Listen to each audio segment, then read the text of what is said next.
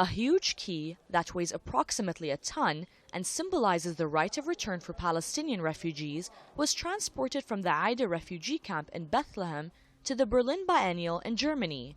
The key, which is 9 meters long and has inscriptions in several languages, started its journey in March when it was dismounted from its place on top of the camp gate.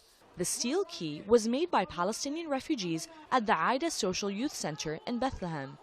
For center manager Monther Amayra, displaying the key in Berlin gives Palestinians a chance to communicate their aspirations to the world. Temporary peace agreements between Palestinians and Israel have often overlooked the issue of the return of refugees, whose numbers are estimated at 4.5 million.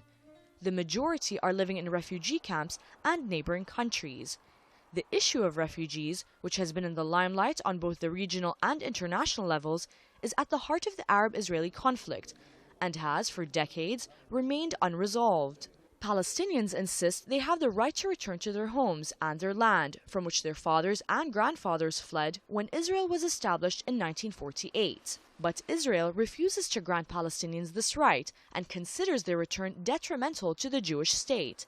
Salah Abdeshafi, head of the Palestinian diplomatic mission in Berlin, visited the exhibition and described the key as an integral part of Palestinian history. This is a piece of art because the key is part of the Palestinian memory. It's part of the Palestinian history. But to bring it to Berlin is to show the German people, to bring their attention to the problem of Palestinian refugees and to tell them the story of Palestine. It is part of the Palestinian narrative. Amayra told the story of the key in Berlin and that of another key hanging from a ribbon he wore around his neck.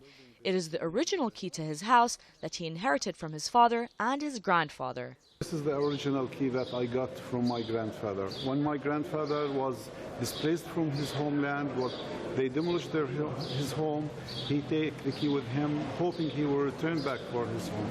So after that, he gave the key for my father. After my father died, I got the key, and I'm holding this key with my dreams to return back for my homeland. Owing to the sensitivity of the issue and the controversy about the return of refugees, Joanna Farsha, Assistant Secretary General of Berlin Biennale, stressed that the key is presented as a symbol of peaceful resistance.